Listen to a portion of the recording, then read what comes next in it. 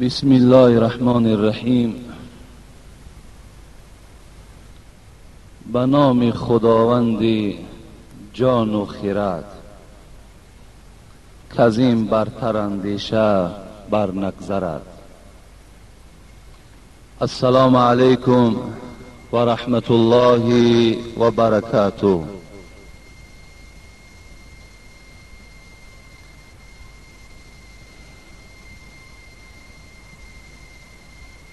پیش از آنی که موعظه امروزه را برای شما آغاز کنم، میخواهم در همین روز سعید، روزی که بهترین روز هفته است، در اجر و در ثواب بهتر از عید قربان و بهتر از عید رمضان است، برای شما یک بشارت، برای شما یک مکافات و هدیه را از پروردگار به سمع شما برسانم. عن ابی ذر رضی الله عنه قال قال النبي صلى الله عليه وسلم يقول الله عز وجل من جاء بالحسنة فله عشر امثالها او ازید.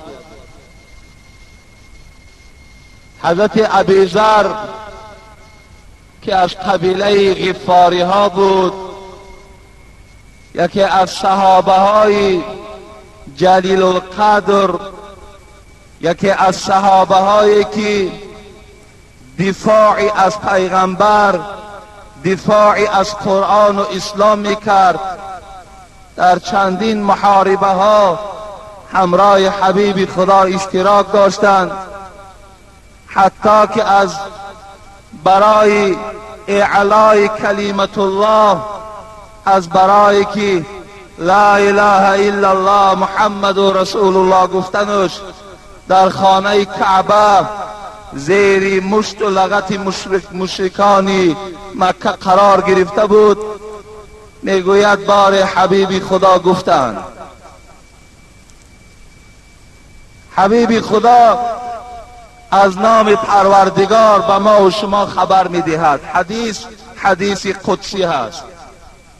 پروردگار گفته بود است من جاء بالحسنة فله عشر امثالها او ازید. خداوند گفته بود است که اگر بندگان من،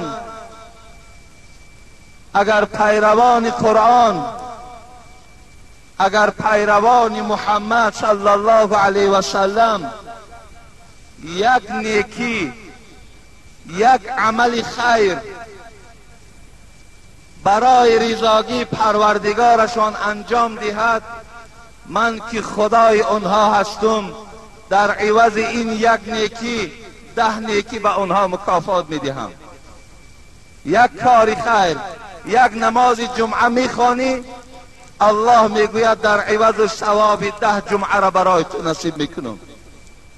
یک سامان در راه پروردگارت خیر میکنی، 10 سامان الله میگوید من در نامه اعمال تو می نویسم. او ازید، از اینم زیاده برای تو ای بنده خود نصیب میگردانم. و من جاء بسیئة، الله میگوید اگر مبادا بنده من ناسپاسی کرد، بنده من اگر مبادا با یک خطایی به من روبرو شد، لغزش اگر در راه اسلام انجام داد، فجزاء سیئة سیئة مثلها او اغفر. پروردگار میگوید من در جزای یک نیکی 10 نیکی برای تو میدادم، لیکن برای یک گناه و یک لغزش شد، من برای تو که بنده محبوب من هستی، من که الله شما هستم، شما را دوست می‌دارم، در جزای یک بدی می نویسم، 10 بدی نمی نویسم. او اغفرو، یا اینکه این یک لغزش و خطایی تو را من مغفرت میکنم. و من تقرب الی شبرا تقربت الیه ذراعا.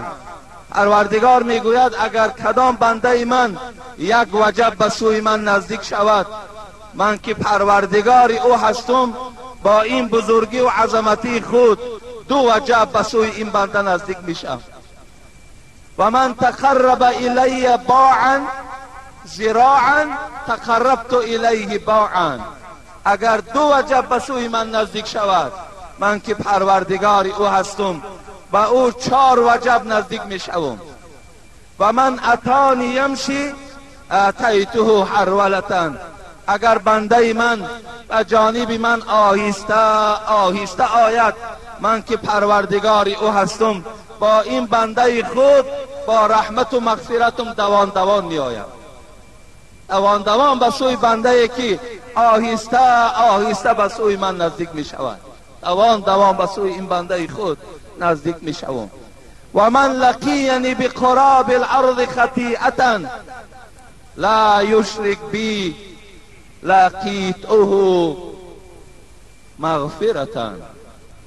پروردگار میگوید اگر بنده من وقتی از حیات میگذرد، این دنیای فانی را پدرود میکند، با من وقتی روبرو میشود، زمانی که بین آسمان و زمین خطایی دارد، لغزش دارد، با این خطایی و با این لغزش هاش اگر به من روبرو شود، زمانی که شرک در راه پروردگار نکرده باشد، اگر شرک در راه خدا در خرافات و بدعت ها اگر روبرو نشده باشد، من که پروردگار او هستم با رحمت و مغفرتم با او روبرو می شوم، همه غلط و خطاش می بخشم.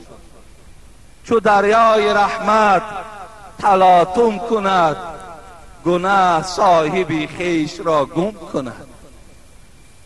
اللهم انا نسألك حبك و حب من يحبك و حب عمل يقربون الى حبك. پروردگارا، ما یک توده بندگان تو از تو خواهان محبتت هستیم.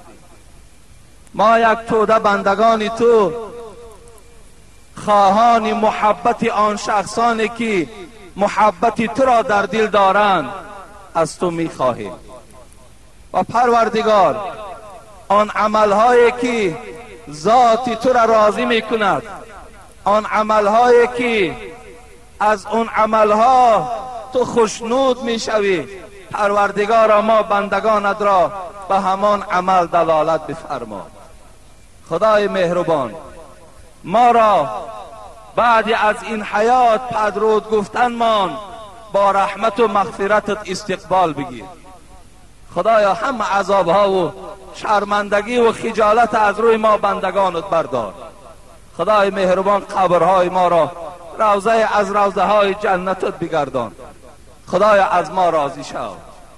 خدای مهربان، همه عبادت هایی که امروز اگرچه همه غطه سهو و لغزش و خطا هستند، خدایا به درگاهت مقبول بگردان. خدایا گذشتگان ما را رحمت و مغفرت بگردان. خدایا فرزندهای ما را اهل توفیق و اهل هدایت بگردان. شرم و حیا را خدایا شعار تمام مردم تاجیکستان ما بگردان. خدایا ملک تاجیکان آباد بگردان. ملک ما را زیبا و باز هم اقتصاد چه، باز هم فرهنگ و معنویات چه، خدایا بلند بگردان. و خدایا رهبر دولت ما را هم عمر دراز و تن صحت و خاطر جمع نصیبش بگردانی. آمین و رب العالمین. موعظه‌ای که جمعه پیشین داشتیم در باب مصیبت صبر در مصیبت بود که باید ما و شما در مصیبت هایی که در دنیا روبرو می شویم باید چگونه استقبال گیریم، باید در مصیبت چگونه رفتار داشته باشیم. آیا باید ما داد و فیغان گوییم، روخراشی کنیم؟ آیا هر یک کلمه های بیجا و ناجا بر زبان من رانیم، یا در عوض این شکر پروردگار را بجا بیاریم؟ ما در اطراف این موضوع کمی صحبت داشتیم و انشاءالله این جمعه هم اگر خداوند بر ما و شما مهلت دهد، وقت دهد، در اطراف این موضوع با شما صحبت میکنیم. ناگفته نماند که شاعر میگوید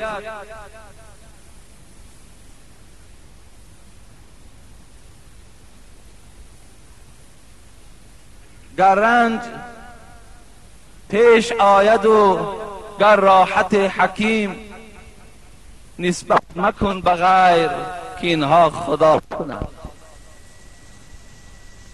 برادرای عزیز، هر رنج، هر مهنت، هر مشقت، هر افتادگی، هر خار و ذلیلی که از هر جانب نباشد به شما می آید، یقین دانید که از جانب پروردگار است.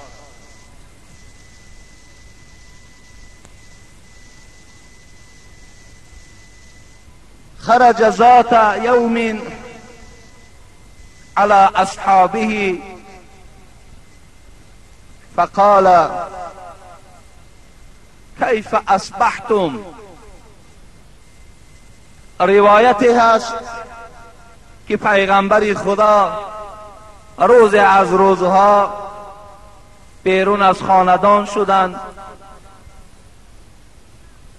و آمدن به یک جمع صحابه ها، با یک جمع توده مردمی که ایمان بر خدا و ایمان به پیغمبر و ایمان بر روز آخرت داشتند. حبیب خدا نزد اینها آمد. وقتی صحابه ها پیغمبر خدا را دیدند، استقبال حبیب خدا را کردند، با او سلام کردند. حبیب خدا از این جمع صحابه ها چی پرسید؟ کیف اصبحتم؟ ای دوستان خدا، ای همنشینان من، شما چگونه سحرخیزی کردید؟ فقالوا اصبحنا مؤمنین بالله. گفتن ای حبیب خدا، گفتن ما سحرخیزی کردیم مثل این که ایمان بر خدا داشتیم. وقتی سحر بیدار شدیم، هزارها شکر به سوی پروردگار که ایمان بر خدا داشتیم، ایمان بر شما داشتیم، ایمان بر روز قیامت و به خانه قبر داشتیم. حبیب خدا سوال باز دوام دادند و ما علامت ایمانکم. ای اصحاب من، شما گفتید ما سحرخیزی کردیم، ایمان آورنده به پروردگار، آیا چیست همان علامت ایمان شما؟ ایمان علامت دارد، همون ایمانی که شما گفتید ما ایمان بر خدا داشتیم، ایمان بر روز قیامت داشتیم، دلی ترسننده به سوی ذاتی تو داشتیم، به سوی پروردگار داشتیم. یعنی بیدار شدیم زمانی که در دل ما ترس پروردگار بود، خوف الله بود، محبتی به پروردگار بود. آیا چیست همون علامت ایمان شما چیست؟ کنه نشانش برای ما بیان کن. البته خوش به حالی همان دلی که سحر بیدار می شود و در داخل این دل محبت الله، محبت پیغمبر، محبت قرآن و مسجد، محبت اسلام وجود دارد. خوش به حال اون شخصی که این گونه دلی بیدار دارد. حبیب خدا که در بعضی روایت ها می آید که از بعضی حکمای ما و شما روایت می شود اسعد الناس من له قلب عالم و بدن صابر و قناعت بما فی الید. بعض دانشمندای ما و شما، بعض حکما و خدا ترسان ما و شما گفتند آدمی با سعادت، آدمی خداداد سه نشانه دارد. یکم این که قلب عالم، دلی بیدار دارد، دلی ترس دارد، دلی جوینده این راه حق دارد. این با سعادت ترین مردم از سوی پروردگار است. گفتی حضرت سید علی حمدانی که مرقد ایشان در این کولاب ما و شماست، نه دیده بود که جستجویش نکند، نه کام و زبان که گفتگویش نکند. هر دل که در او مهر الهی نبود، گر پیش سگ افکنم بویش نکند. در دلی که اگر محبت پروردگار و عشق خدا و این راه حق نباشد، حضرت گفتند این دلی هست که غفلت آلوده هست، دلی هست که اگر در پیش سگ پرتافته شود، سگ حتی که بوی بر این دل نمی کند. دلی که از نور معنی نیست روشن. دیگر حکیم ما میگوید دلی که از نور معنی نیست روشن، مخوانش دل که او سنگ است و آهن. دلی که از گرد غفلت رنگ دارد، از او هم سنگ و آهن ننگ دارد. اگر دلی که غفلت آلود باشد، دلی که در او آن چیزی که یادآور شدن وجود نداشته باشد، حتی سنگ و آهن میگوید نفرت به سوی خدا میکند که خدا را شکر که سنگ و آهن من کردی، لیکن این گونه دلی سخت ما را نگردانیدی. هزار شکر به سوی تو میگوید. همین توده که شما در این مسجد جمع شدید، آیا شما را به اینجا چی آورد؟ انا همان دلی بیدار، انا همان دلی که در او عشق الله، عشق پروردگار، عشق جمعه، عشق قرآن بود که شما را در این ساعت به این مسجد کشاله کنان گرفته آورد. انا همان دلی بیدار شماست. حبیب خدا گفتند علامت ایمان شما چیست؟ ای صحابه هایی که گفتین ما بیدار شدیم زمانی که ایمانی بر خدا داشتیم. صحابه ها چی گفتند؟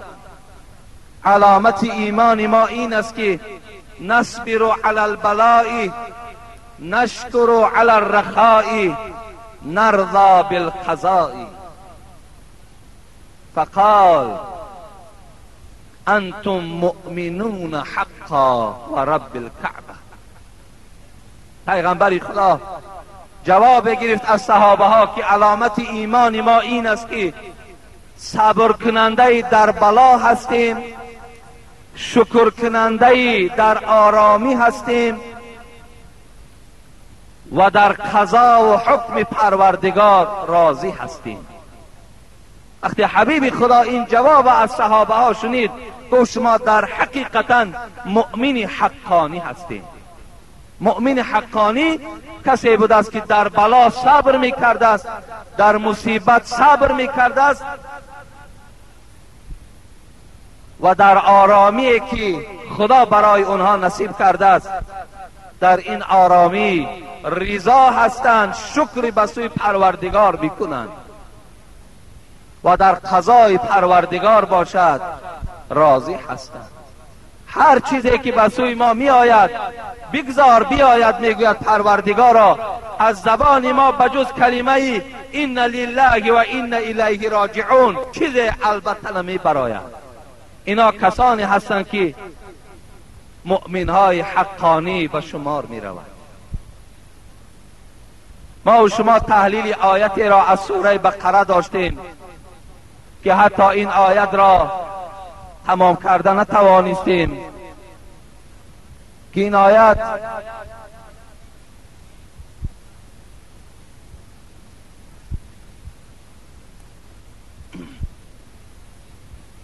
همون آیتی بود که ولا نبلونکم بشیء من الخوف والجوع و نقص من الاموال والانفس والثمرات.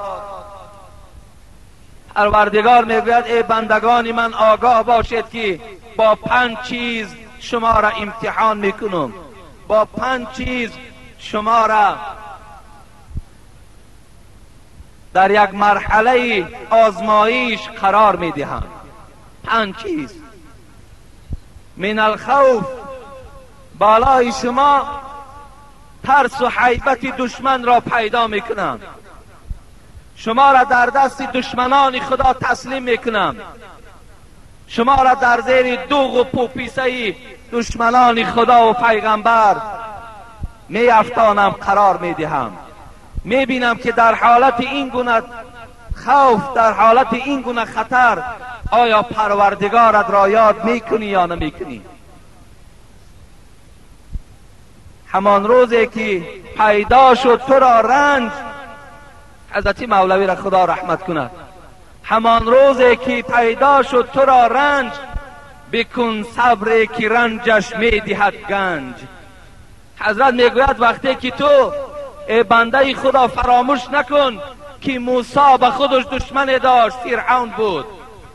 فراموش نکن که ابراهیم با خودش دشمن داشت، نمرود بود. فراموش نکن محمد برای خودش دشمنان داشت، مثل ابو جهل و ابو لهب، مثل ابی ابن خلف، مثل عقبه ابن ابی معیط و دیگر پلیدهایی که دشمنی با پیغمبر میکردند. تو هم پیرو محمد هستی؟ بیشک البته به البته تو را هم با این گونه دشمنان گرفتارت میکنیم. همان روزی که پیدا شد تو را رنج، بکن صبر که رنجش میدهد گنج. که اینجا گنج ها با اژدها است، به هر جا گل قرینی نیش خار است. خدا رحمت و مغفرتش کنه. به هر جا در اینجا رنج ها با اژدها است، به هر جا گل قرینی نیش خار است. ندیدم هیچ یک شایسته خوی، حضرت میگوید تا امروز من ندیدم آدمی را که شایسته خو باشد، یعنی خدا ترس باشد، نمازخوان باشد، آدمی گویم که به نهایت با آداب و با اخلاق باشد، ندیدم تا امروز. چرا ندیدم؟ ندیدم هیچ یک شایسته خوی به دنیا زیسته باشد به عدوی. نه گل بی خار می روید در این باغ، ملال بلبلان از دغدغه زاغ. بکن صبر در جفای منکری دیل، شود شاید مراد از صبر حاصل. حضرت گفتن تا امروز منم 70 سال 80 سال حیات دیدم، لیکن گلی بودم که در اطرافم خارهای زیاد داشتم. حضرت مولوی جنونی را اولین خاری که در وجود او میخلید برادر خودش بود که دشمنی میورزید.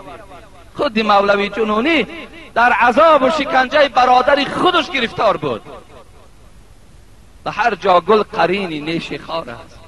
هر جا در دوستان خدا در عذاب و در شکنجه گرفتار هستند.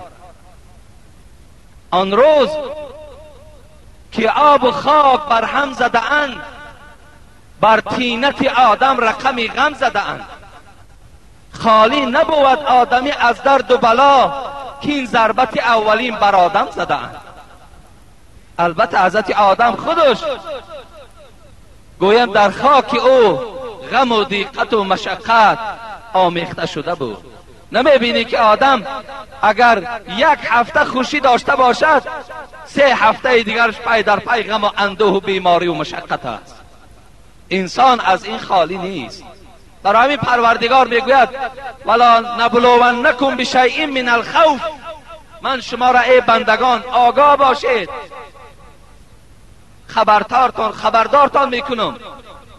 ببین اگر ما و شما در مکتب امتحان سپاریم، بلیط هایی که ما و شما جواب میگردانیم مخفی هستند، برای ما خبر نمیدهند که در بلیط کدام سوال آمدگی است.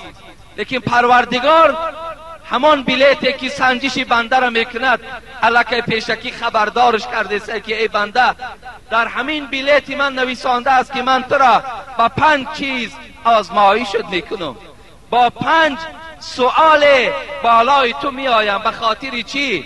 انما یوفی الصابرون اجرهم بغیر حساب، تا که تو بنده من در این آزمایش من صبر کنی و آن اجر و تحفه که حساب ندارد برای تو بنده صابر همان اجر پاداش دهم. با این خاطر سنت الهی همین است که من شما را سنجش کنم و در برابر طاقت و در برابر صبرتان من برای شما مکافات نصیب گردانم. شما را در خوف گرفتار میکنم، عذاب و شکنجتان میدهم، در ترس و پوپیسه دشمن گرفتارت میکنم، حتی زندانیت میکنم. از پشت اسلام و از پشت خدا ترسید. کنی میبینم در اون حالت خدا را عبادت میکنی یا نمیکنی. والجوع، با گرسنگی، اگر چند که حضرت امام شافعی گفتن مراد از جوع این صوم رمضان است، ماه رمضان است. ماه رمضان بالات میارم. آیا در ماه رمضان آیا طاقت داری این 1 ماه را روزه میگیری یا نمیگیری؟ آیا در این گرسنگی که از سحر تا بیگاه برای تو جدا کردم آیا طاقت داری یا نداری؟ بعضی مفسران گرسنگی همین ناداری را هم گفتن تو را قشاق میگردانم، فقیر میگردانم، در بدرت میکنم. کنی آیا در این فقیری و طلبندگی خدا را عبادت میکنی یا نمیکنی؟ و نقص من الاموال، آن دولت و سولت و آن 100,000 و 200,000 دلاری که ذخیره داشتی همه اینا تله و تاراج میکنم. کنی در حالت پول دارید به عبادت پروردگارت مشغول بودی، این زمانی که این 200,000 دلار از دولت و سولتی تو من گرفتم آیا باز به سوی خدا رجوع داری یا نداری؟ والانفس، 4م چیزی که امتحان من این است که من پدر و مادر، فرزندهای دوستدار و رفیقهای نزدیکترین تا از تو جدا میکنم. آیا در این حالت به پروردگارت رجوع داری یا نداری؟ و ثمرات، میوه های باغی که داری، زمین های ارنده که 100 هکتار و 200 هکتار میوه داری، زراعت داری، در اونها آفت میارم، در اونها مصیبت میارم که حتی 1 کیلو زراعت و میوه برداشته نمیتوانی. آیا شکایت به سوی خدا میکنی یا اینکه شکرانه به سوی پروردگار میکنی؟ در میوه ها هم تو را میسنجم.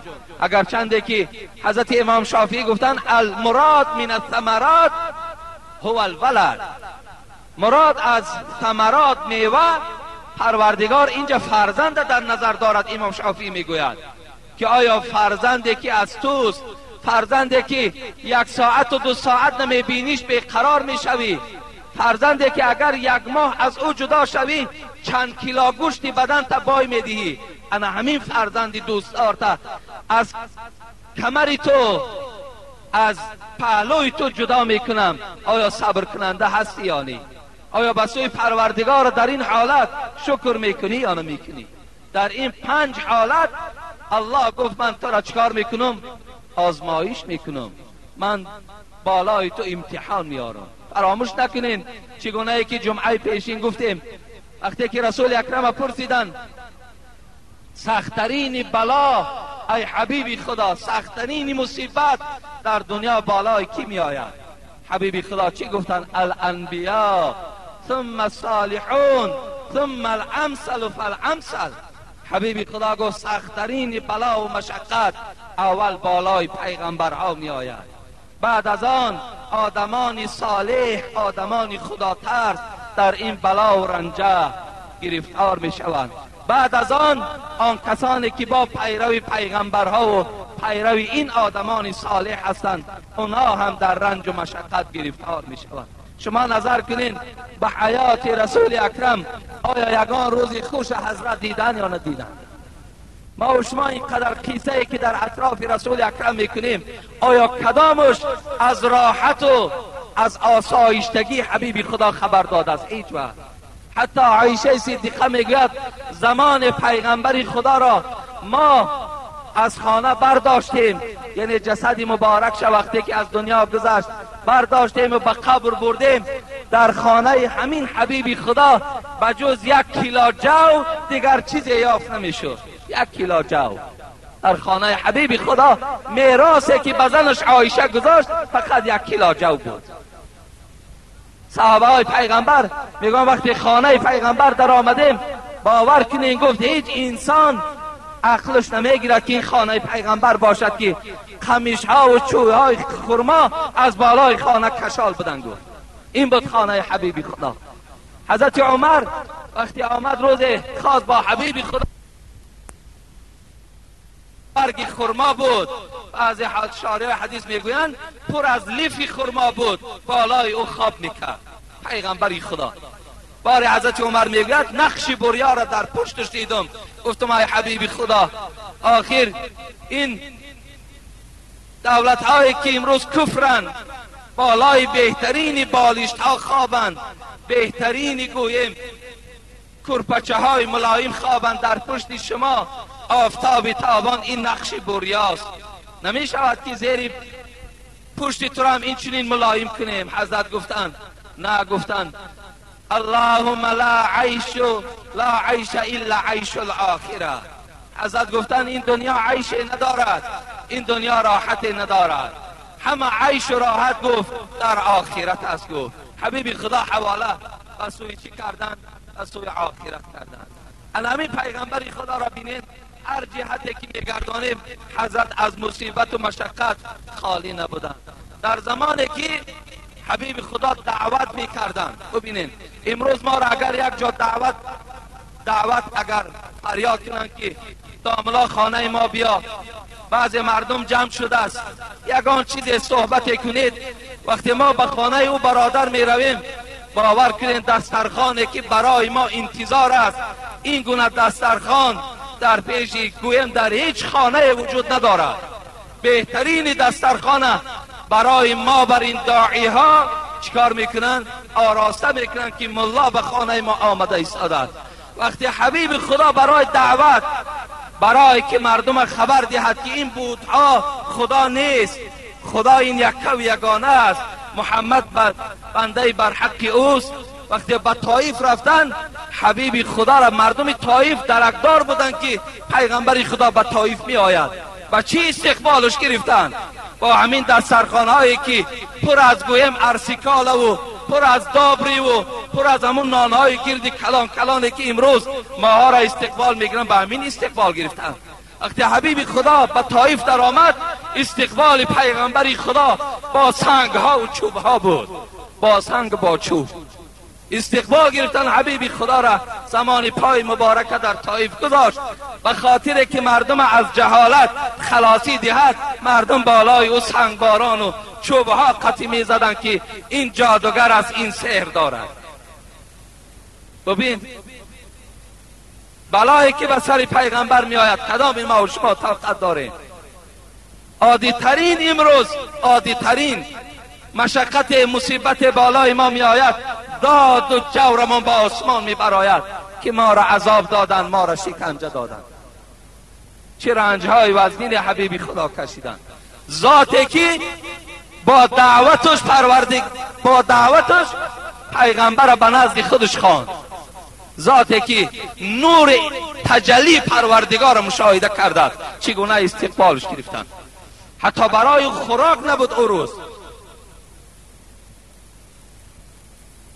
حبیب خدا گفتن مشقت ترین بلا گفتن بالای پیغمبر هاست، بعد بالای صالحان و عالم هاست، بعد از آن پیروی آن کسانی که با این پیغمبر و عالم ها دوستدار هستند، بالای اونها این گونه مصیبت و مشقت می آید. در دوامش چی گفتن حبیب خدا؟ یبتل الرجل على حسب دینه فإن كان في دینه صلابة زید فی بلائه و این کان فی دینه رقة خفف عنه. حبیبی خدا چی میگوید؟ پیغمبری خدا میگوید خداوند در دنیا بندگانش را مردان چگونه مبتلای در بلا میکند. میبیند که اگر در دینی کسی، در اراده کسی، در تقوای کسی، در بندگی کسی اگر مستحکمی، اراده مستحکم باشد، بالای او بلای زیاد می آید. لیکن اگر کسی ایمانش ضعیف باشد، ایمانش این زمان آن زمان تغییر یابنده باشد، در دلش غیرت نداشته باشد، خفف عنه. پروردگار میگوید با این گونه بنده من بلا عطا نمیکنم. من این نعمتی که گفت شاعر که هر درد و بلایی که از آسمان فتد، اول بلوح سینه صاحب دلان رسد. هر بلا و مشقتی که از آسمان می افتد، اولی شده در دل آدم صالح، اولی شده در دل آدم خدا ترس می رسد. خداوند می گفته است من با او بنده که طاقت بلای مرا ندارد، این بلای من بسیار یک نعمت قیمت است، من برای او این بلا را نمیدهم. گفت این بلا نصیبش نکرد است. گفت این بلا بسیار چیز قیمت است، بسیار چیز قیمت است، ارزش خیلی کلان دارد. اگرچه امروز ما و شما چی میگیم؟ خدایا که ما بنده های شدیم که طاقت مصیبت بلای تو نداریم، خدایا ما را از بلاهات نگه دار. لیکن دوستان خدا پیش از ما چی میگفتند؟ خدایا یک زمان ما را بی بلا نمان، یک زمان خدایا همیشه ما را در مصیبت و مشقت گرفتار کن. زیرا آنها میدانستند که طاقتی در بلا، طاقتی در صبر پاداش دارد که حساب ندارد و جز الله دیگر کسی این پاداش داده نمیتواند. امروز یک مصیبت می شود در خانه ما و شما، میبینی که روح خراشی ها و میبینی داد و فریاد ها از جانب زنهای جاهل ما و شما صدا میدهد. زمانی که حبیب خدا میگه لیس منا من ضرب الخدود و شق الجیوب و دعا بدعوى الجاهلیت، نیست از ما، گو حبیب خدا امت من نیست همان مرد، همان زن، همان دختری که کدام زن و دختر از امت من نیست. این باور کن یک گویم که خطری هست، این گویم باور کنین یک عذاب هست، یک خجالت و شرمندگی هست وقتی که پیغمبر خدا میگوید از ما نیست. کی از ما نیست؟ من ضرب الخدود، کسی که اگر بالاش مصیبت و بلا میارم چهره هاش میخراشد. ضرب الخدود، خط این چهره ها را میگویند، یعنی چنگ در چهره میزند، روی هاش میخراشد. و شق الجیوب، و این پیشی برشب چنگ میزند، میدراند، کرته هاش پاره پاره میکند. و دعا بدعوى الجاهلیت، از ما نیست. گفت آن گروهی که با زبانهاشون کلمه هایی را میگویند که خدا از این کلمه ناراضی است. ای پدر تو رفتی، من چی کار میکنم؟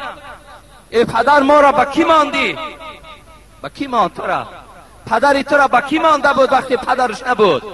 با کی ماند؟ داد و فریاد.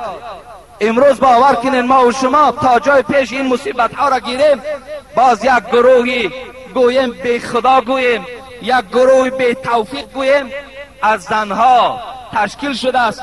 اونها آمده در معرکه های ما و شما نوحه‌گری میکنند، شعر میخوانند، چنان شعرهای دلسوز میخوانند که مردم در گریه میارند. این گونه گروه های با تشکیل شده است تا جایی که ما و شما نوحه را دور کنیم.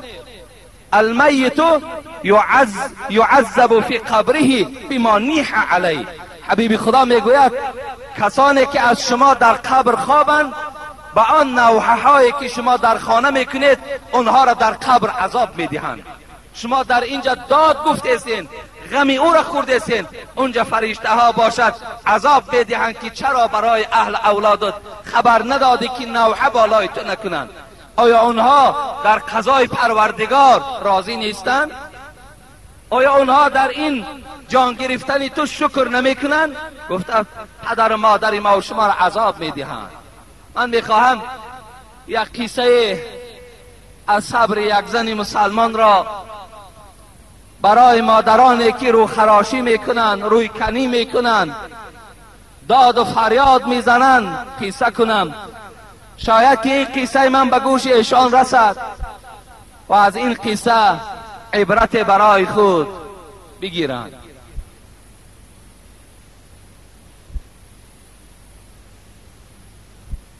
سلیم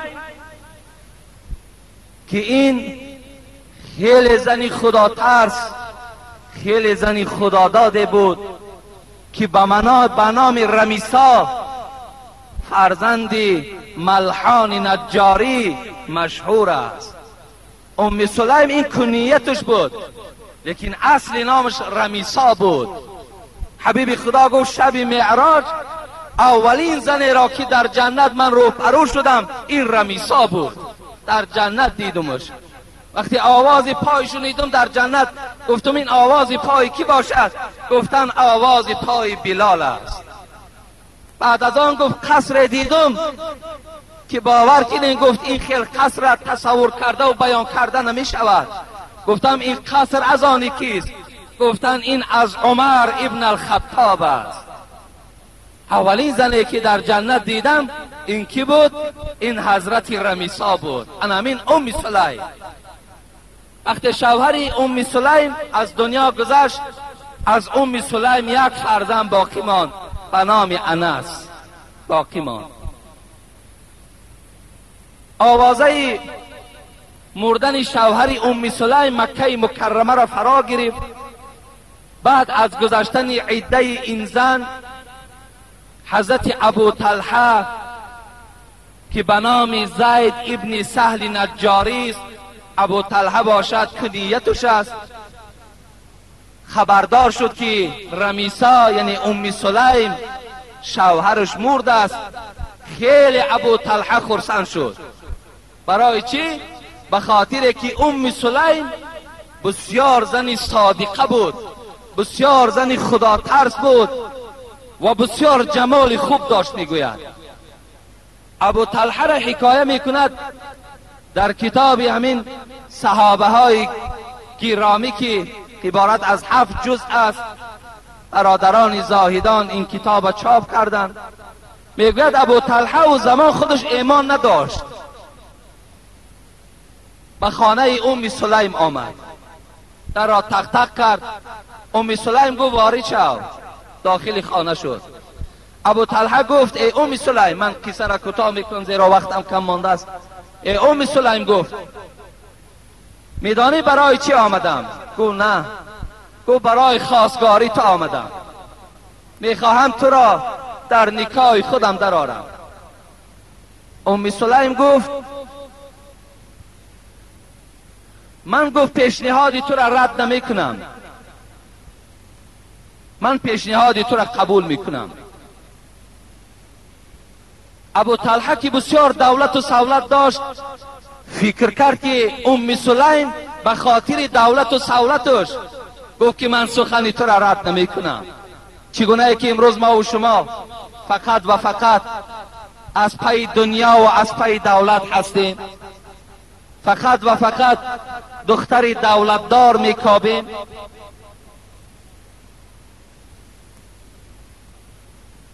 من گفت پیشنهادی تو را رد نمی کنم، لیکن تا زمانی که ایمانی بر محمد نمیاری تو برای من شوهر نیستی. ابو طلحه گفت ای سلیم، گفت از زرد و سفید خیلی زیاد برخوردارت میکنم، لیکن این ایمان محمدی را برای من پیشنهاد نکن. زرد و سفید چی بود؟ از طلا و نقره، طلا و نقره فراوان دارم برای تو نصیب میکنم، لیکن از ایمان محمدی برای من پیشنهاد نکن. فکر کرد که زنی هست که دوستدار دنیا و تکیه بر دنیا دارد. گفت ابو طلحه گفت به خدا قسم، گفت اگر تو ایمانی بر خدا نآری، گفت من تو را به شوهریم گفت انتخاب نمی کنم. ابو طلحه در حیرت ماند. در حیرت ماندند. گفتم پس کی این کلمه را برای من عرضه میکند؟ گفت من خودم گفت برای تو کلمه را عرضه میکنم. گفت بگو لا اله الا الله محمد رسول الله. خدا یک و یگانه هست، محمد بنده او و فرستاده اوست. ابو طلحه میگوید به زبانش این کلمه را راند. و ام سلیم گفت قسم بر آن خدایی که الحال تو ایمان آوردی ای ابو طلحه، اگرچنده که برای زنها مهر گرفتن، قلین گرفتن خیلی ضرور است، لیکن برای من گفت قلینگی تو گفت فقط انا همین اسلامی توست. گفت همین اسلامی که آوردی گفت همین قلینگ من است. گفت دوستان خدا گفتن بهترین مهر گفت مهر ام سلیم بود که در عوض اسلام ابو طلحه بخشید مهر شد. وقتی با یکدیگر یک جایه شدند، از ابو طلحه فرزند به دنیا آمد به نام ابو عمیر فرزند به دنیا آمد که ابو طلحه میگوید بسیار در اول یکی از دشمنهای پیغمبر بود، لیکن از زمانی که ایمان آورد با پیغمبر خدا در جنگ احد که یکی از منظره های اشتراک ابو طلحه بود، میگوید در جنگ احد رسول اکرم میگوید پیش من ایستادگی بود، زمانی که میگوید ابروی من جراحی داشت، لبهای من جراحی داشت، چهره های من از سنگ این مشرکان همه دریدگی بود، اویم چهره من پر از خون بود. ابو طلحه میگوید در پیش من مثل سپر ایستاده بود. میگفت وقتی میگوید پیغمبر خدا از پشت ابو طلحه من نگاه میکردم که احوال مؤمن ها چگونه باشد.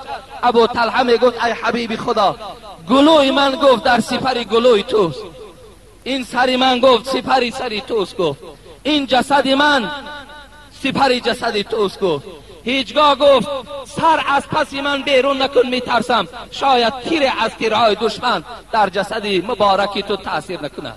ابو طلحه یکی از منظرهای محافظتش انمون جنگ احد بود.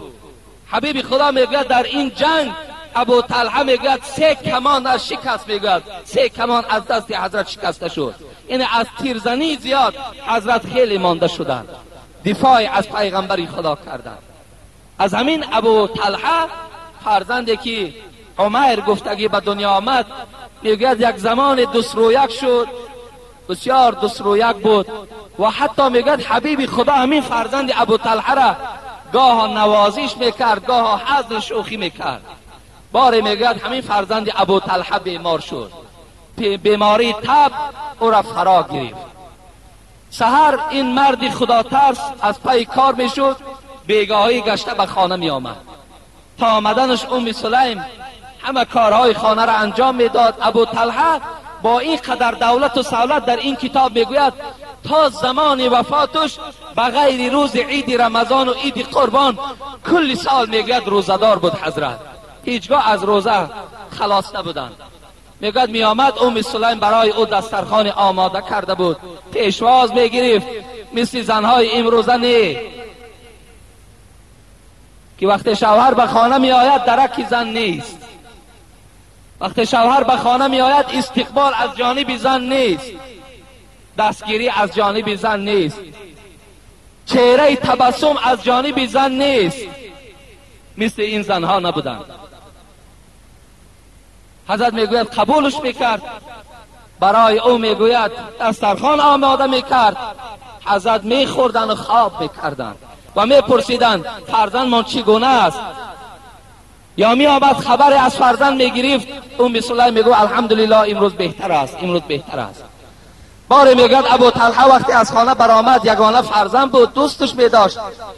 نصف روز بود که عمر از دنیا گذشت. بچه ابو طلحه از این بیماری دور و دراز جان به حق تسلیم کرد. بیگاهی ابو طلحه آمد، اولین چیزی که پرسید ای ام سلیم، ای رمیسا، فرزند ما چی خیل شد؟ ام سلیم اگر این عادت زنای ما و شما را می داشت، آل داد و فیغانش محله را فرا گرفتگی بود.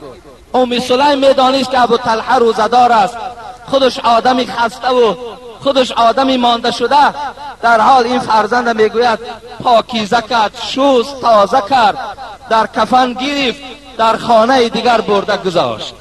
وقتی ابو طلحه بیگاهی که آمد از حال فرزندش پرسید، حضرت ام سلیم چی گفت؟ ابو طلحه گفت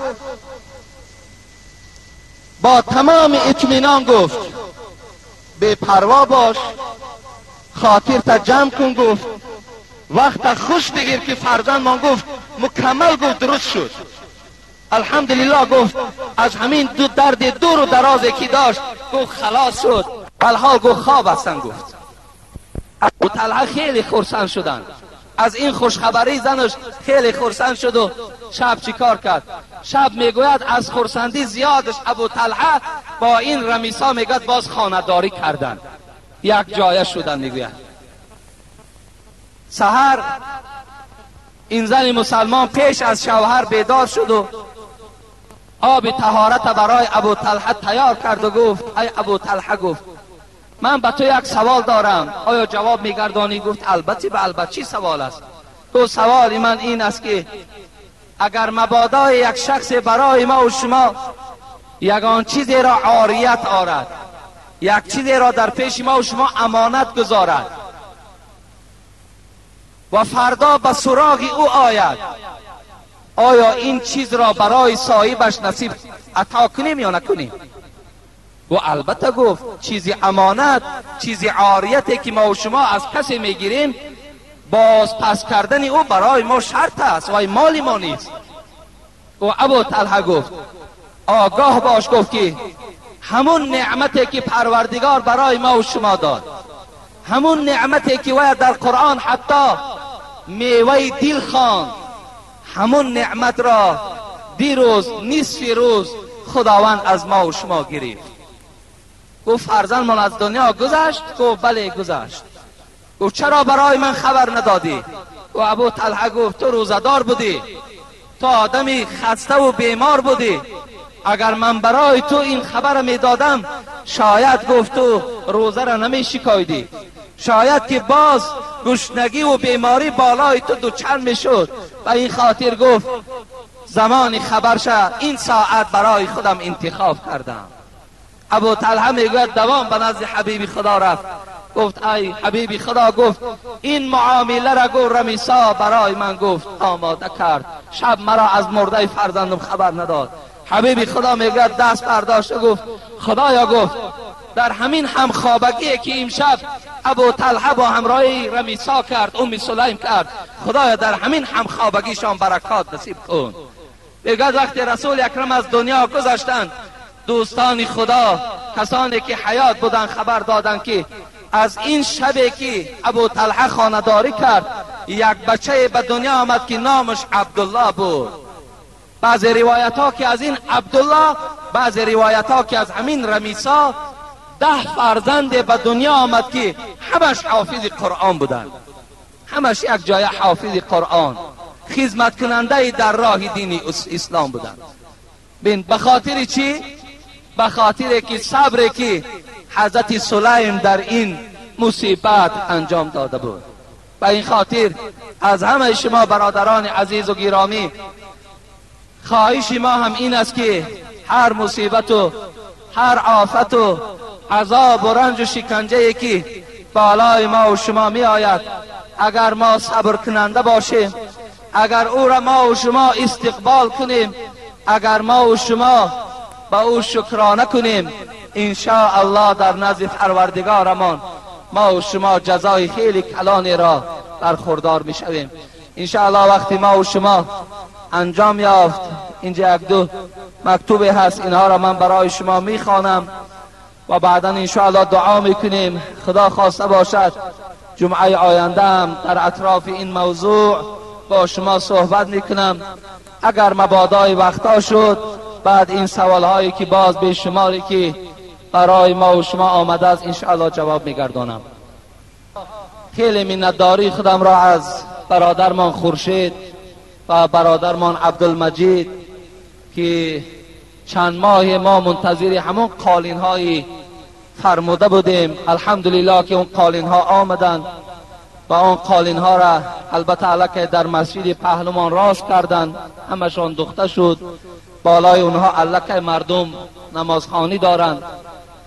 از پروردگار مسئلت دارم که خدای مهربان دولت این بنده خود خورشید و عبدالمجید را باز هم زیاده بگردانه و خداوند باز هم محبت این دو جوان نسبت اسلام و مساجد زیاد بگرداند و خداوند گذشتگانشان رحمت و مغفرت بگرداند. هر مرادهایی که دارند خدایا با فضل و کرم خودش برآورده بگرداند. آمین و رب العالمین. و شاید که باز البته بنده های یافت می شوند که آشیانه اولشم که گویم احتیاجی با این گونه قالین های حاضر زمان دارد یافت می شود. انشاءالله اگر از این جمع یافت نشود داریم شخصیت هایی که البته به عهده می گیرند. آباد کردن مسجد هم این چی گویم برای راحتی ما و شما است. البته باز دیگر پهلوش گویم که مسجد باید زیبا باشد، باید آباد باشد، باید تازه باشد و این باز گویم یک زیباگی شهر ما و شما هم هست که هر یک شخصیت ها، هر یک مهمان هایی که از مسجد ها گذر میکنند وقتی این بهبودی ها را میبینند البته در حق گویم آباد کننده ها، در حق صاحبان شهرم البته دعا میکنند که این گونه آبادی ها البته در مسجد ها وجود دارد.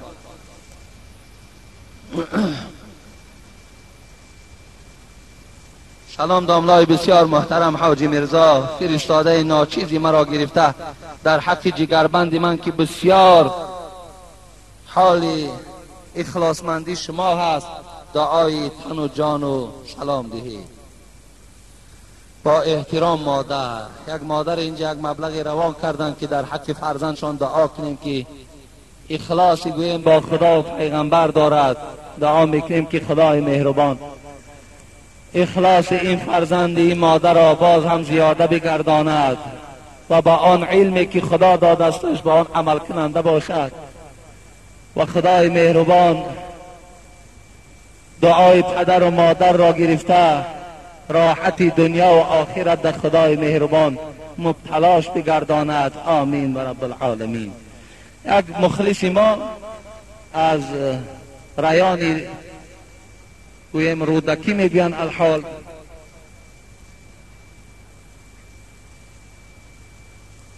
از رایانی از همون ناحیه رودکی که لنز کی رایان میگویند و ما یک مکتوب نویسان که من در حالت عرق نوشیم زن خود ما طلاق کردم، آیا چی دستور میتی؟ راستی بار ما در همون رایان اشتراک داشتیم، چهلی که این برادر گفته است من مخلصی شما هستم. ما گفتیم مخلصان ما هیچگاه عرق نوش نیستند، مخلصان ما هیچگاه زنشان هم طلاق نمیدهند. زیرا این قدر صحبت هایی که ما در اطراف این موضوع ها کردیم و این نشانه جوانمردی و نشانه بهبودی حیات و شرف و قدر شما را نشان نمیدهد که شما خواه عرق نوش باشین خواه زنهاتان طلاق دهین. اینا هیچ غیرت و جوانمردی شما را نشان نمیدهد. برعکس امروز شما باید که در هر یک بعض مسئله های جزئی که در خانه شما رخ میدهد باید شما اینها را تحمل کنید، صبر کننده باشید و زنهاتان طلاق ندهید. امروز خود بس از همین زنهایی که در کوچه های ما و شما به سرپناه سیر و گشت دارند، همیناش امروزه الکه خود کفایت کنندند. وقتی تو زن طلاق دادی تصور کن که باز در پهلوی این زنها باز یک زنی بیراهه دیگر پیدا شد. برای همین دادرای عزیز به همه شما من نصیحت و توصیه من این است که زندگی تان خیلی با حلاوت کنید، زندگی تان خیلی با صبرانه گذرانید، زندگی های خوب گذرانید، زندگی هایی که در بین شما دشنام دادن پدر و مادر نباشد، دشنام دادن خواهر و اپا نباشد، در بین شما بسیار یک گویم مهر و محبت باید که چی باشد؟ حکم فرما باشد. انا این است آن چیزی که خدای ما و شما، آن چیزی که پیغمبری ما و شما میخواهد. و آخر دعوانا ان الحمد لله رب العالمین. اینجا برادر من استای قالین که از عبدالکریم از خوجند آمده و این قالین ها را راست کردن در حق سمتن دعا کنین. اوستاهایی که اطراف مسجد را آباد کرده ایستادند، این اطراف مسجد منم امروز آبادی ها رفته است الحمدلله. بابا خان از کارز پایان مادرش بیمار است، گفتم دعا کنید 10 سامانی دادم. خب حسن پهلوان 10 سامانی سفر دارن، گفتن در حقشان دعا کنید. و برادرایی که در صندوق خیریه امروز خیر احسان میکنن که گویم اینم یکی از جمله آبادی های مسجد ما و شما هست، در حقشان دعا میکنیم. خدای مهربان این خیر احسان هایی که از جانب این بندگانی تو شد و این بندگانی که امروز از ما دعا طلب هستند، خدایا هر مرادهایی که دارن مرادهاشون حاصل و گذشتگانشون خدا رحمت و مغفرت و بیماری هاشون خدا شفای کامل و شفای عاجل نصیب و روزی بگردانی. آمین یا رب العالمین. در این مجلس ما و شما هم خیلی مهمان های زیاد الحمدلله از اطراف ها اشتراک دارن و خدای مهربان در هر قدم هاشان حسنات نویسنده کند. بابای مقسوم عبدالوهاب هم در این جمعه ما و شما اشتراک دارند که البته امروز به همه ما و شما معلوم هستند که یکی از پیرانی هستند که در حق تمام گویم جوان و پیر و زن و خواهرای ما و شما در این شهر کولا بیرون از او دعا کننده هستند و پدر ایشان هم به همه ما و شما معلوم است که داملای لواوه گفته همه ما و شما اخلاص به او حضرت داشتیم که خدمتگارهای همین آبادی دین اسلام بدن. حضرت مهمان همین مسجد